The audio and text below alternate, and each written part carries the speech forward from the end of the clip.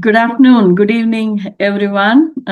This afternoon, I praise God for giving us this opportunity to come together and meditate on the Word right now. And also, I thank W Ministry, Women in Ministry, for giving this platform as well. Really, it is a privilege for us to meet every week like this and meditate deeperly, like what women needs, right? So today's topic, before we get into the topic, like I just would like to just ask a question for all of us, so what do we see when we open a news channel or a social media? So we see a lot of things that it is talking about the circumstances, right? So we are gripped with fear everywhere. So we are gripped with all the kinds of fear, each and every area of our life, right? So the social media is instilling fear within us, right? So everywhere we keep seeing that there is fear around us. So we a post that we see and we feel that even our entire bank balance can be stolen by the people, right? So the cyber security is warning us, and everywhere and everyone are warning us, and we need to be careful, no doubt about it, but at the same time, like, we cannot be gripped by the fear, right? So the definition of the fear according to the Bible is just simply the unbelief, right? So the unbelief. So, and we can see that the unbelief of that is going to take upper hand than what we are listening, or what we know right from the childhood, or the foundation of the Christianity and all this. That is over, like, taking the upper hand is the one, like, we are calling it as a fear. So there are two types of fears that are being defined in the Bible. So as we have read in the portion, we are going to take example of Peter. Okay, so we have read from Matthew 14 chapter, so that he was walking on the water, and suddenly he started failing in walking on the waters, right? So we are going to take that scenario and let us see, like, how we can overcome the fear, and what is fear, and why we need to focus more on Jesus and all that. So what is that faith? And we all know the faith is given in Hebrew 11. We always see that Hebrew 11, 1, 2, and 3 verses up to 4th verse. We know that the definition of faith has been given over there.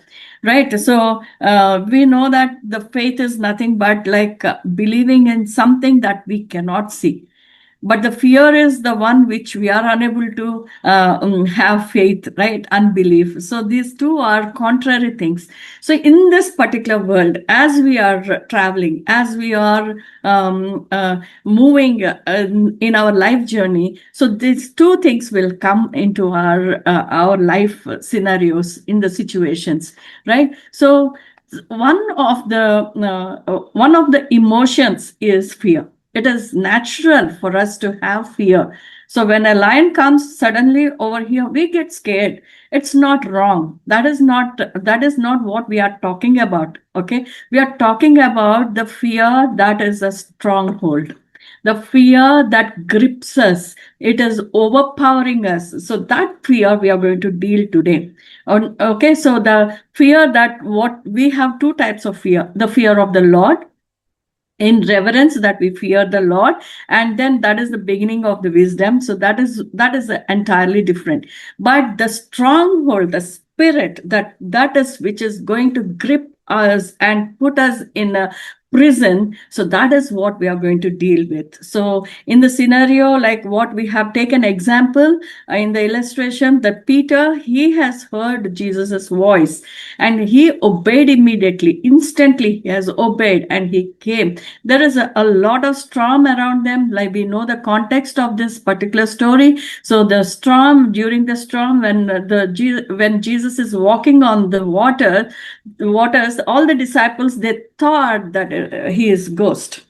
right? So they started yelling and they started panicking, and immediately Jesus spoke to them. The storms in the life are very, very common for us. So we need to face the storms. But at the same time, when Jesus tells us to just, when he calls us or when he gives a word, we need to be understanding that he is calling. And the moment we recognize, so his word, we need to obey his word, right? So Peter, what he did, he obeyed. And he said, like, if it is you, Lord, I would like to walk on the waters. So fantastic. He had a very great faith that he wanted to go, and he wanted to walk on the waters, and he wanted to go and reach out to Jesus. That is very, very good thing that he has exercised his faith, and he stepped out of the boat without any hesitation. So most of us, we also, when Jesus calls us for a calling, right? So any ministry or anywhere, like when he calls us, immediately we obey him and we step out of our comfort zone. But the moment we hear the wind or the circumstances, when we shift our focus from Jesus to the circumstances over there, so we'll be gripped with fear. We are gripped with fear, and we are uncertain about our future, uncertain about so many things.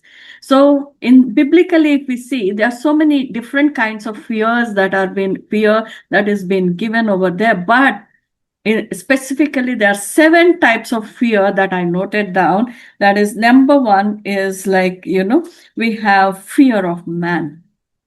So fear of men, like, we want to secure our position in the ministry, or we want to secure something, like, in the jobs or somewhere. Like, we all know now AI is taking overriding, and so many layoffs are happening, and we do not know, like, what kind of job that we will, whether I'll be getting a pink card tomorrow or not, I don't know. Like, we are very uncertain. So, and also we see the obituary column is filled every day, and we can see that the column is filled and it is also going. So that means what? There's a lot of deaths that are happening around us, and we are gripped with fear of the health. So we hear a lot of cancer patients, like, coming up, and they are also talking, and so much of fear around us. So the moment when Jesus calls us for any ministry, when we step out of the boat, our comfort zone, when we are fixing our eyes on him, we are fine. The moment we remove our focus from Jesus, and when we put the focus on the circumstances, like the storms and like the wind and everything, so that is where we start sinking. We lose our foot. We'll be losing our kind of, we lose our control, actually, basically. So the fear grips us. The fear captures our mind, and he tells that is the lie of the enemy. Actually, the spirit of the fear is the lie of the enemy, and we start believing in the lie of the enemy, and then we are trying to focus more on ourselves. We are trying to focus on the knowledge what we have, understanding what we have. We call it as a logic in this world. So we apply the logic. We do not depend on God. We are not depending on Jesus, and we are just depending on the knowledge that what we have. The moment Peter put his leg on the waters, because he was focusing on Jesus, he did not hear anything out of this particular, the things outside the world. He did not focus on the storm. He did not focus on the things what disciples are talking about. Probably they would have asked him not to step out, and you will drown and all. Probably they would have said that, but still they did not hear. He did not hear, and he took a faith step. But the moment he looked, he removed his eyes off. When his focus is out, he started focusing on the men, the fear of men, probably the fear of danger or death. So we see that we see that this fear is very natural. Fear of death is very natural. This is an emotion, like, so we are not talking about it like Jehoshaphat. So this is another type of fear of death, right? So probably he would have thought that he's drowning and he's going to end up his life, right? Peter thought that this is an end of his life. So, and he cried out to Jesus, right? So he had that fear of death, and he was in danger, and he was thinking that he will drown. In Chronicles, we see that Second Chronicles 20 also, King Jehoshaphat, he had fear, and immediately he went to the temple and he put the letter and he prayed, and that's what happened. And in this instance, when he felt that he is drowning, immediately he cried out to Jesus. He said, like, Lord, save me. Jesus did not rebuke him at that point. He held his hand and he pulled him out of his mercy. Right? So that is the second fear that what we see. And the fear of failure. So many times, like many of us will not be able to take a faith step because of the fear of failure that what we have. So what in case if I fail? What in case if I die? What in case if I cannot perform this kind of things? So especially for women, we have this fear of failure. So we want to do something. We want to live our lives. We want to live our dreams, but we think so many things in our mind, right? So we have so many things in our mind going on, and we will not be in a position to even think about the future, right? So the past failures, especially, they will pull us back. So that's why we don't even take one kind of step also. And what people might say, the society will tell, in case if I do this one, if I fail, what will happen? So, but our Jesus, our Lord Jesus, will never leave us nor forsake us. In this case also, when he tried his best and put his step, and he was failed to take the next step or to reach out to Jesus, Jesus reached out his hand and he held his hand and he pulled him out first and put him in the boat again. So when Jesus is with us, we need not fear, actually. So then the fear of nature.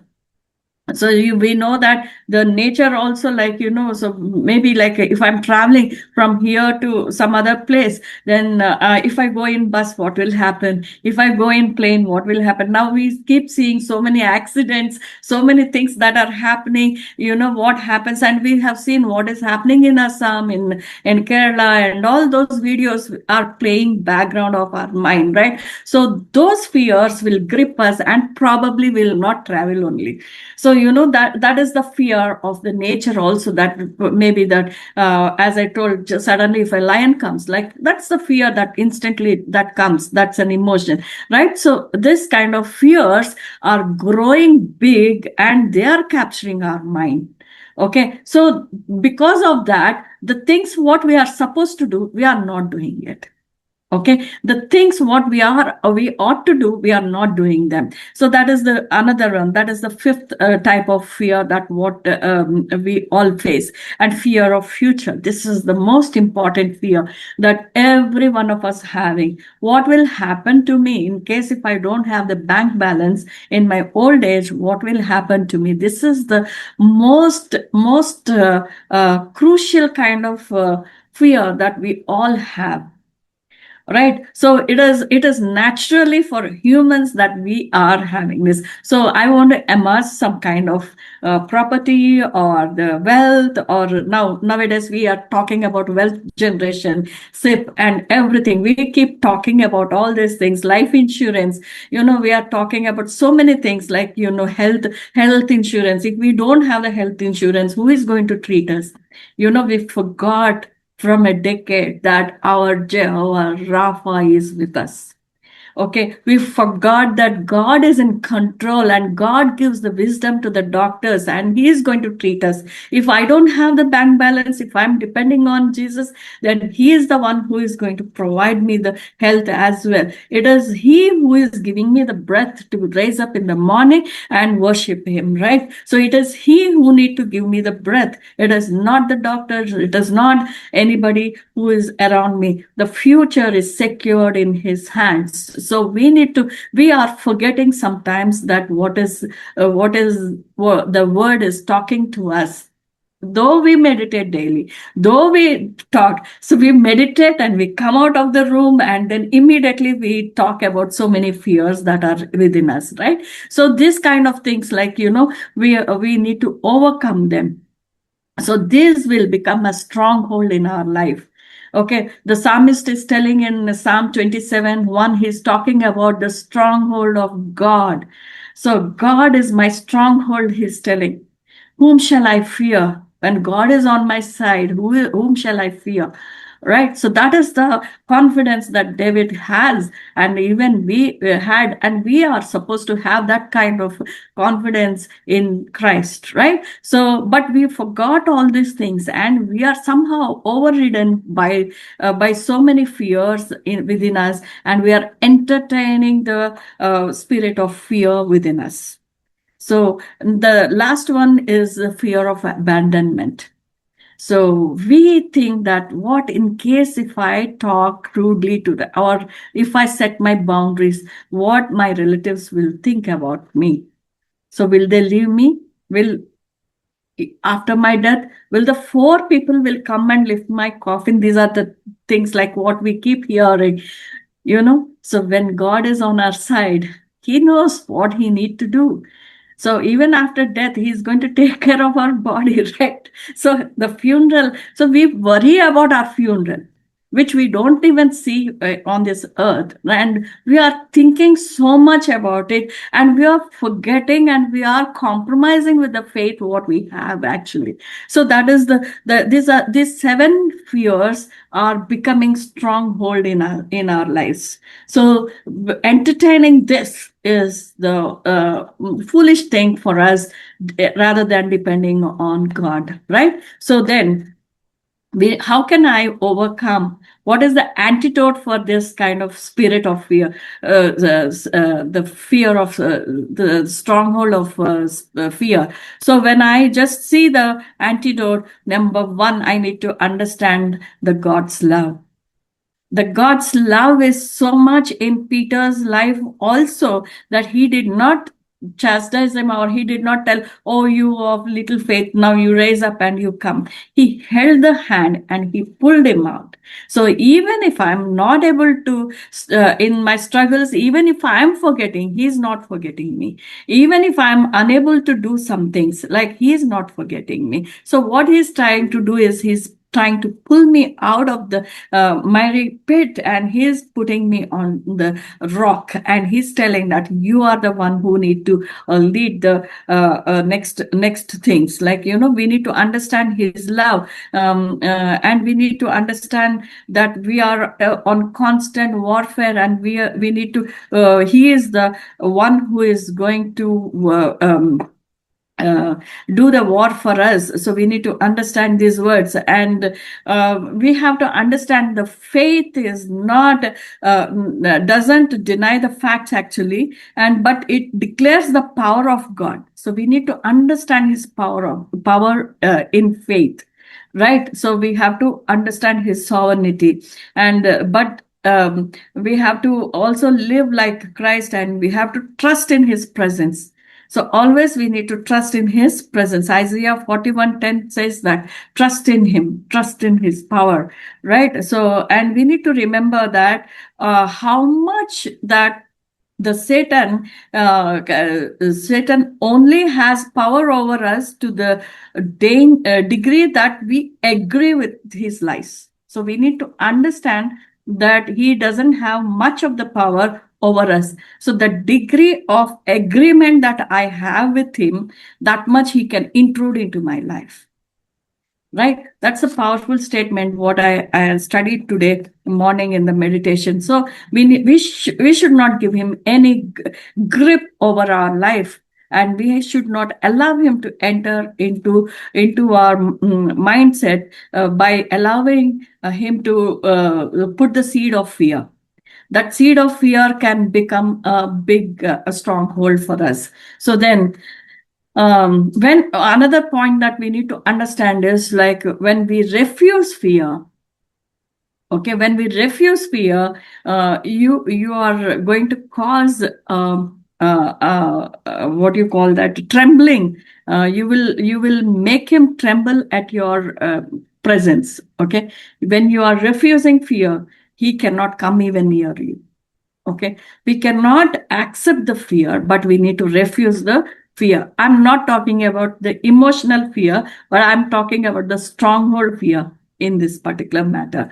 Okay, so and also, like, so we have seen the seven types of fear that what we have, and then we'll see like seven antidotes. We have seen even antidotes, the three of them, like, depend on understand his love, and depend on Jesus, and also, like, we have seen that we need to constantly understand his sovereignty power, and also trust in his presence. These are the antidotes. Now, all we need to do is exercise the faith. How can I exercise the faith? So if we see that there are seven verses I have picked up from Bible, and all these seven verses will make us grow in faith, actually. So daily, if we are able to exercise these verses, like, if maybe we can write these verses and put up, and then we can exercise them. Number one is like Philippians 4:6. So we can see that prayer and petitions, like, so take everything with thanksgiving, and present your request to the Lord. All these things are given in Philippians 4:6. The peace that passes all understanding, which is required for us. Okay, Philippians 4:6, that is the number one. We need to depend on God for his understanding. And as we have seen, Isaiah 41:10, it says that God is God's unwavering presence, that he is with us always. So we need to remember that he is always with us. And in Psalm 23:4, this is most of we all of us have, it is the favorite for all of us, this verse. Even though I walk through the valley of shadow of death, like, he is there with me. So I'm confident that he is always with me, even in the valleys and even on the mountaintop. He will be with us. So, and the fourth one is 2 Timothy 1:7. A spirit of power and love and self-control is there with us. Like, God has this given us this one. And fifth one, Matthew 6:34. Let go of tomorrow's worries. So do not worry about what you eat, what you drink, and what you clothe. So he is the provider. We need to understand he is the provider, and he is going to provide to us everything. And then in sixth verse is Joshua 1:9. When you have stepped into your ministry, be strong and courageous. So this is what he is giving us, as be strong and courageous. So we need to be strong and courageous. And seventh point is like 1 Peter 5:7. Cast all your anxieties, all your worries upon him. So these seven verses, like, we can write and we can put it on our vision board, or anywhere, so that we can constantly be reminded about his goodness, and we will not waver, or we will not fear about anything. So what happened in Peter's life, in journey also, Jesus picked him up, he held his hand, and he has put him on the boat, and then he asked, why do you have a little faith?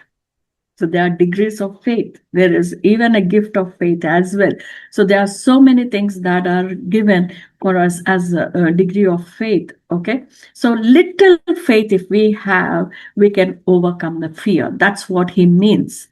Even if we have a very faith like a mustard seed, if we are having, then we can move the mountains. That's the word that is telling us. So that means we need to have a small little faith in him, and that can move the mountains of our circumstances, right? So it is a choice for us to whether to entertain the fear or have faith in him. So so that is why we need to choose faith over over the instead of fear, and we need to expect greater things from God. So, not just only choosing, but also we need to understand that your ability to depend on God and in His presence will always keep you free from the fear. Okay, so that means our focus should be always on Jesus, and we need to fix our eyes on Jesus, not on the circumstances. Thank you. With this, I conclude.